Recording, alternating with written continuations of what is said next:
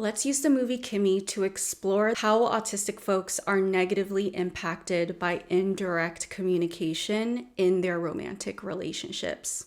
All right, so if you are not caught up yet, and this is your first video that you're coming across on my channel, I am currently using the movie 𝗪𝐿 to explore a lot of important and necessary conversations surrounding autism. In my very first video, I explored what an internalized autistic meltdown looks like. In the last video, I broke down the mechanisms of the miscommunication cycle and what about those misunderstandings make autistic folks so widely misunderstood and disliked. If you haven't checked those videos out yet, go give those videos a watch. Make sure you engage with them. It makes a huge direct impact on small channels like mine. And then come back to this video when you're done. For those of you who may not know what herding means, herding within relationships can feel like the non-autistic partner is a dog trying to herd you as the autistic person into a certain direction. From the non-autistic person's perspective, they think that this herding behavior is just them offering gentle guidance through indirect cues in order to nudge you into the right direction. However, for the autistic partner, these indirect cues are like invisible demands that trigger the instinct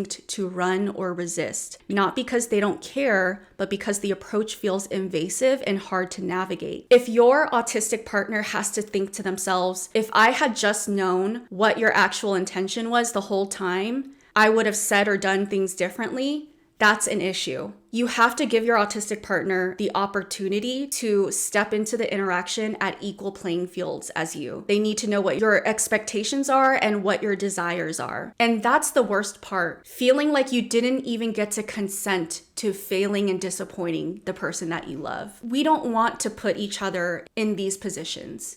It's a waste of time. It's a waste of emotional energy. It's a waste of mental energy. It's just unhealthy and unsustainable. So with that being said, if you guys are a couple and you're watching this together, or if you're a person who is single right now but looks to have a relationship in the future, get yourself comfortable and ready, and let's dive into 𝗪𝐿. When were you at the waterfront? Your Instagram. You at the pink door? No. So right now he's lubing up the conversation, as a lot of neurotypical people like to do. You know that spot used to be Arturo's? No. With the red awning? Just right across the street from the old guitar store. Vaguely, yeah. It's a Thai place now. Lubing up the conversation to me means you have a certain point that you want to get to, but you don't want to be too direct. And so instead of just asking her, hey, let's go out on a date, I really like you, he's asking her whether she knows about this restaurant and talking about how the food looks good and how he wants to try it out. And so she just thinks that he's talking about food with her. It's a Thai place now. Is it good? I don't know. They don't do takeout. The guy in the lobby says it's the best Thai food he ever had. Look, we can go right at 6 as soon as they open. And so when he ultimately does ask her out, she feels deceived in a way. Like, if I knew you were going to do that, I wouldn't have talked to you about the restaurant to begin with.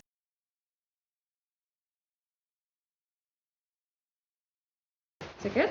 Best mobile bike park, the entire west coast of the United States.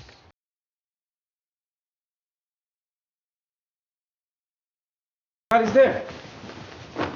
Just be me and you. There's this huge aspect of needing to consent to something, needing to choose to do something when you're autistic. Moments like that make us feel like, well, I don't even want to talk to you or invite you over anymore if it's going to turn out like this, because I end up doing something and agreeing to something that I didn't even know was happening, you know? And this is probably why she doesn't have many relationships with people, because a lot of the times it violates our autonomy and consent. It's easier to just not have people in our lives if that's what's going to happen. Holy crap. While editing this, I just realized that he's so much sneakier than I gave him credit for, because him trying to sneakily trap her into having a conversation about going on a date with him didn't just start with him bringing up that Thai restaurant. All of this started with when he brought up the Instagram. Oh my God, my autistic ass. I watched this movie so many times by now, and I'm only just catching on to how sneaky this motherfucker is. Okay, so let me break this down for you guys. He does this by first bringing up her Instagram and saying, "You went to the waterfront the other day?" When were you at the waterfront? Your Instagram. Him bringing up that Instagram picture out of nowhere was actually him trying to get her to say, "I didn't eat there." Because he knows for a fact that she didn't leave her apartment. You hit at the pink door? No?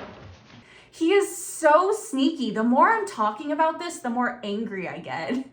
He was basically trying to get her to admit, "Oh, I didn't actually eat there." You wrote here you did. I just liked a picture. Because he wants to plant the seed in her head of like, there's places that I want to eat because it looks good, but I don't actually leave my apartment to go eat at those places. Why would you write, "Oh my God, so delicious"? Never been there before. And so when he follows up that conversation with, "Oh, there's this new place. Do you know about it?" And she's like, "No." And then he's like, "Oh, it's a Thai restaurant now. Apparently has the best Thai food." You know that spot used to be Arturo's. It's a Thai place now. Is it good? He's hoping that she will start saying, "Oh, best Thai food in town? I want to go try that." "Really? Let's go try it then." "Yeah." "How about Thursday?" "Okay, let's do Thursday." But they don't do takeout. "Oh shoot, they don't do takeout? Then maybe on Thursday I'll just go with you then." That's what he wanted to happen. But Angela knows her boundaries and knows exactly what she's willing to do and not do. And so when he says they don't do takeout and she's like, "Sickos," she's basically thinking to herself, "Oh, not something I'm going to be interested in then." They don't do takeout. Sickos. And as soon as he knew that she wasn't going to respond to his sneaky conversation the way that he needed her to and wanted her to, that's when he starts to panic and just kind of fumble over his words and directly asks her out. Look, we can go right at 6 as soon as they open. Before anybody's there. Just be me and you. The server ain't even came in yet. We could yell our order straight to the cook. This is why so many autistic folks develop PDA. Because how many times do people like us end up in conversations or situations that we didn't want to have and didn't get to consent to? And then it's only at the very end of that interaction where we realize what was happening the whole time. I'm sorry. You promised you wouldn't do that. I know, but you were trying this morning with the food truck.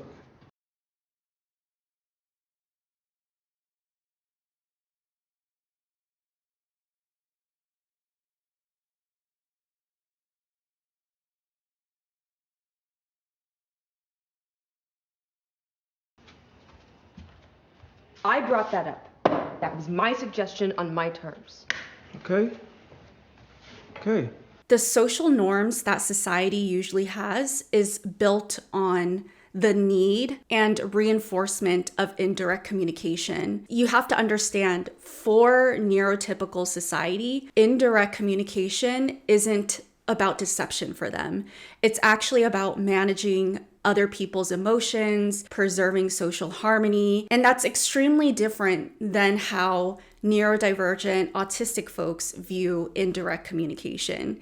Indirect communication to us can feel like we're being misled. When intentions are not clear, it creates an imbalance of information that can feel like a breach of trust, like we weren't given the chance to opt into the real purpose of the conversation or interaction. Oftentimes, autistic folks prefer direct communication. It works better with our neurology. So for us, direct communication helps minimize uncertainty.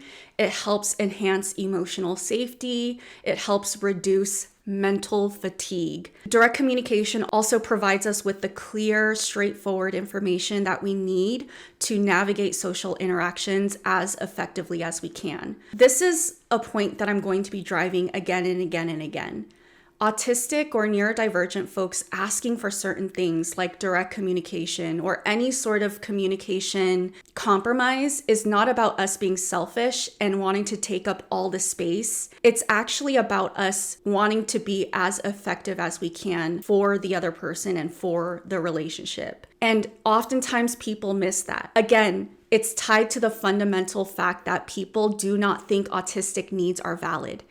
Think about it. If people think autistic needs are unnecessary and just you being difficult, of course, when you ask for certain things, they're not going to see it as meeting you halfway. They're going to see it as them meeting you 100% of the way. And so direct communication for neurotypical people is oftentimes seen as impolite, disrespectful. It's seen as a direct challenge. It's seen as you being judgmental. It's seen as you being confrontational. And it's interpreted as you having a blatant disregard for them and their well-being. Look, I don't know how much longer I I didn't could... get through my streams. I have work tonight. It's exhausting. I'm not saying one is better than the other or one is right or one is wrong. It's just communication differences. And I want us to make space for those differences.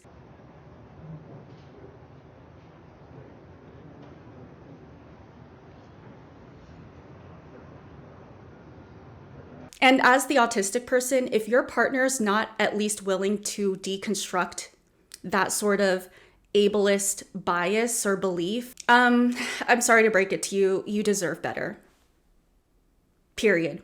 Full stop. I understand when someone is going to struggle with trying to deconstruct it and they may have challenges that arise from that journey. That's completely fine. But if someone's just completely unwilling to accept the fact that they may have problematic beliefs that negatively impact someone they claim to love, yeah, they don't actually love you. They just want to love you as long as it's convenient for them. And I'm sorry, but that just doesn't work in relationships that includes an autistic person, because we are, whether we like it or not, oftentimes a lot more disabled than non-autistic people.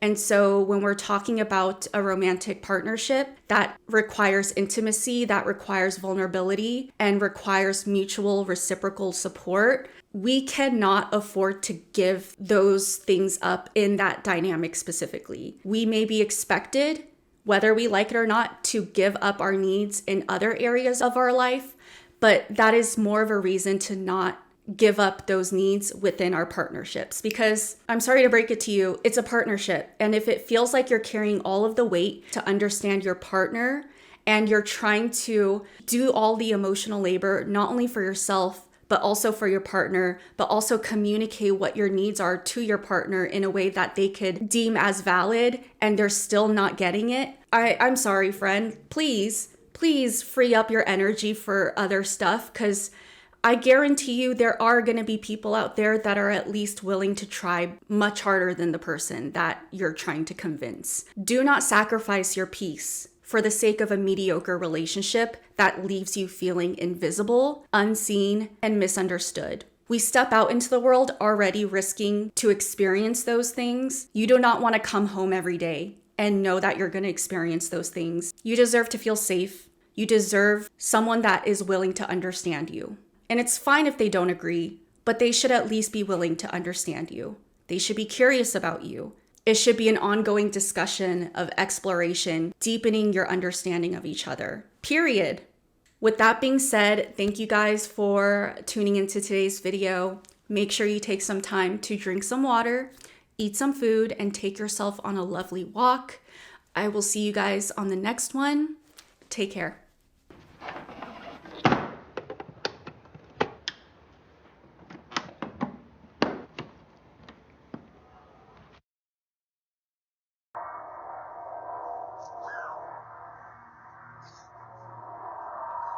I love when I see autistic folks hone in on their sensory sensitivities. Sensory sensitivities doesn't have to be just a negative trait. I think it's so cool when I see autistic folks take a sensitivity and learn objective skill sets in order to synthesize with it. And this is how autistic folks can neglect parts of their life, relationships, or themselves due to a hyperfixation, because the hyperfixation becomes more regulating than everything else. This is the sort of thing we wanted to leave behind, isn't it?